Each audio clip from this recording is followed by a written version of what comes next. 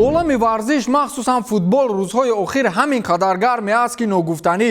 агар мо дар бораи ҳама он ҳангомаву ҳодисаҳои охири ҳафтаи гузашта ҳарф назанем, ба қавле убол мешавад.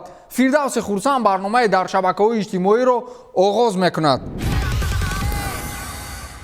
аксарият баъди тарк сохтани Реал ва Роналду умед бар он доштанд ки имсол дар финали Лигаи Чемпионҳо Хосеп Гвардиола бо шогирдони ҳушёру зираку тезкораш кадом дастаи бадбахтро торумор мекунад. ман ҳамеша мегуфтам ки ин футбол аст ва чунин суханҳо дар ҳаққи футбол норавост, мубоҳ аст. дидед ки чӣ хел он шаб Гвардиола сарашро ба замин мезад? ба назар чунин мерасид ки пеши роҳи дастаи Манчестер Ситиро кадом ҷодугаре бастааст. хулас дастаи англисӣ аз дастаи фаронсавӣ бо ҳисоби 3-1 шикаст хӯрд ва англисҳо Португалияро тарк карданд. онҳо бар замми оне ки аз Лион шикаст хӯрданд, ҳамчунин зери тозиёнаи интиқоди шадиди мухлисони худу мухлисони дастаи Ливерпул қарор гирифтанд.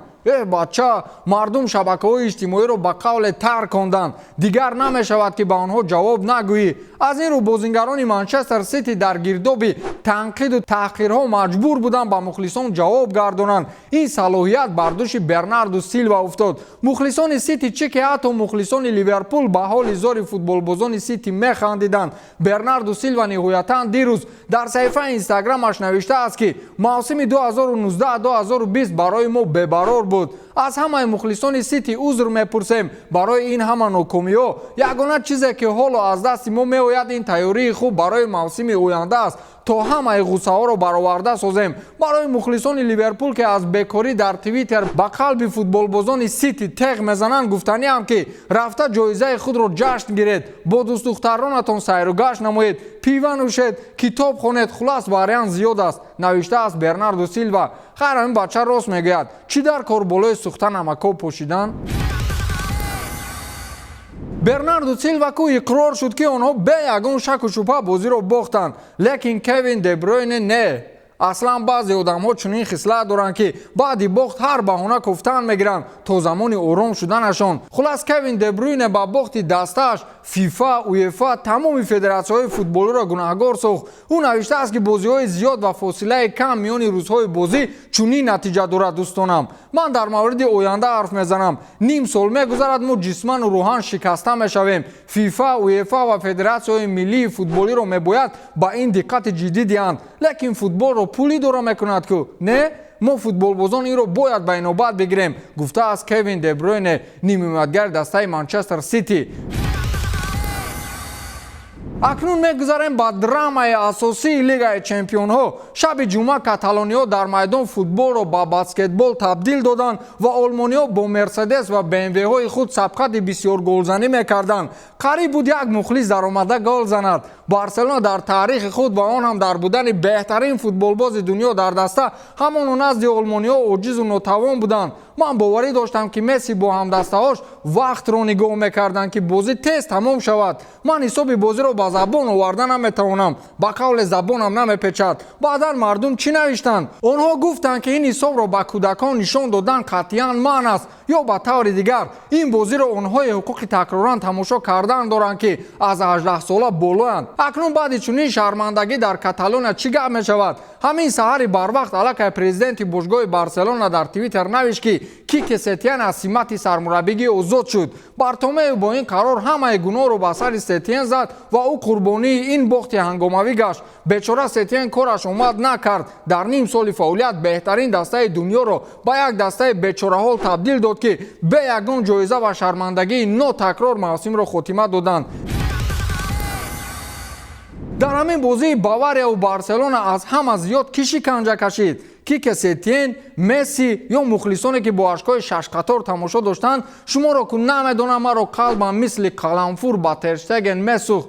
ӯ дар назди дарвоза мисли калкулятор гол ҳисоб мекард. ҳар касро гунаҳгор мекард. ман ҳимоятгарони Барсаро бо худ мегуфтам, бачаҳо дилтон ба Тер Штеген намесӯзад? хулас ман интизори шаҳри Тер Штеген дар ин маврид будам ки ниҳоятан ӯ дар саҳифаи Твиттери худ навишт. дар ҳақиқат замони мушкил буд. ман мутаассифам ки чунин ҳодиса рӯй дод.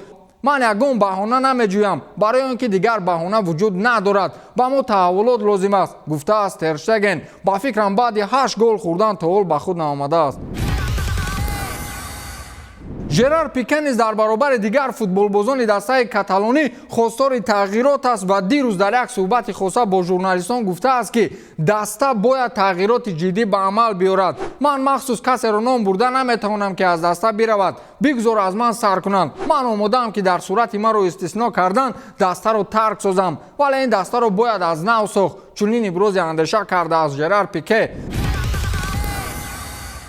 акнун аз майдонҳои ҳангомасози Португалия мегузарем ба роҳҳои сағди битонии Австрия. дар гран-прии Австрия оид ба сабқати мотоциклронӣ ё худ MotoGP фоҷиа сар зад ки ба диданаш чашм қувват намекунад. сарнишини мотоцикли Ямаха Франко Морбидели дар вақти рондани мотоцикл ба мотоцикли фирмаи Дукати ки онро Йоанна Сарко мерон ба садама дучор шуд. баъди садама дида мешавад ки чӣ гуна сарнишинон ба замин меафтанд ва аз ғояти суръати баланди мотоциклҳо ба замин афтода баробари мотоциклҳо ғелон мешаванд. ба иттилои расонаҳои аврупоӣ суръати мотоциклҳо ба 320 км/соат баробар буд. ҳангоми садама онҳо аз роҳ баромаданд, вале суръат ки баланд буд, ҳам сарнишинон ва ҳам мотоциклҳо ғелон боз ба роҳ даромаданд ва қариб монда буд ки ба иштирокчиҳои дигар, махсусан ба чемпиони нӯҳкаратаи ҷаҳон Валентино Росси бархӯранд. вале дар ин ҳолат довар байрақчаи сурх боло кард ва бозиро манъ сохт. аз вазъи саломатии онҳо хабаре нест. эҳтиёт ними ҳаёт гуфтанд бародаро. станислав Черчесов сармураббии мунтахаби Русия якҷо бо Ҳабиб Нурмагомедов размгари доғистонӣ бозии дастаҳои Локомотив ва Краснодарро дар доираи рақобатҳои даври дуюми Премьераи Россия тамошо карданд. Черчесов баъдан дар саҳифаи инстаграми худ аксеро гузошт ки он ҷо Ҳабиб аз дасти сармураббӣ туп ва соядасти ӯро мегирад. Станислав Черчесов зери акси мазкур навиштааст ки бозии дастаҳои Локомотив ва Краснодарро бо ҳамроҳии Ҳабиб Нурмагомедов тамошо кардем. ман ҳайрон шудам ки чӣ хеле ӯ футболро бо касбияти баланд таҳлил мекунад. пештар нақша доштам ки тӯберо бо соядасти худ ба ӯ ҳадия намоям. имрӯз ин тӯҳфа суроғаи худро пайдо кард, гуфтааст Станислав Черчесов.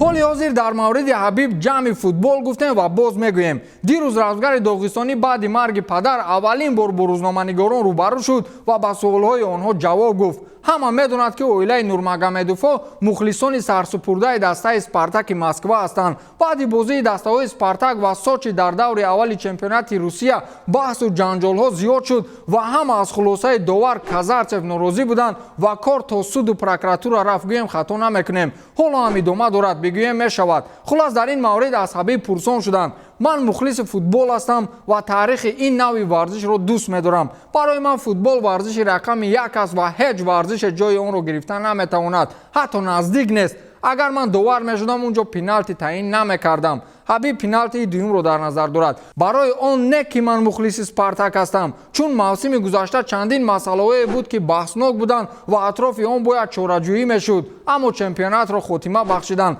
акнун ки мавсими нав сар шуд, боз ҳамин масъалаҳоро сохтанд. боз фаҳмидам ки Спартакро аз чемпионати Русия берун месозанд. маслиҳат медиҳам ки Спартакро аз чемпионат набароранд. чемпионати Русия без Спартак маъное надорад, гуфтааст Ҳабиб Нурмагомедов.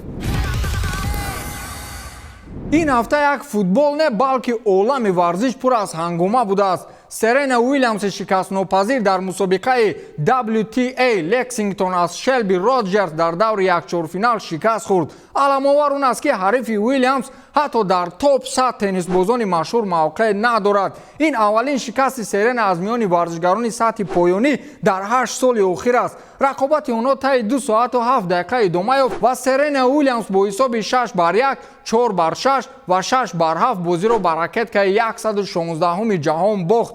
ҳис накардед ки дар олами варзиш чӣ гап аст? бузургон пир шуда истодаанд. аз ин рӯ мо камкам ба бохту шикасти онҳо одат кардан мегирем ва ҳамин тавр гуселашон хоҳем кард. хабари охирин, раҳбарияти дастаи бианконерҳо исми Криштиану Роналдуро аз рӯйхати футболбозони ба трансфер рабт надоштаҳо берун сохтанд.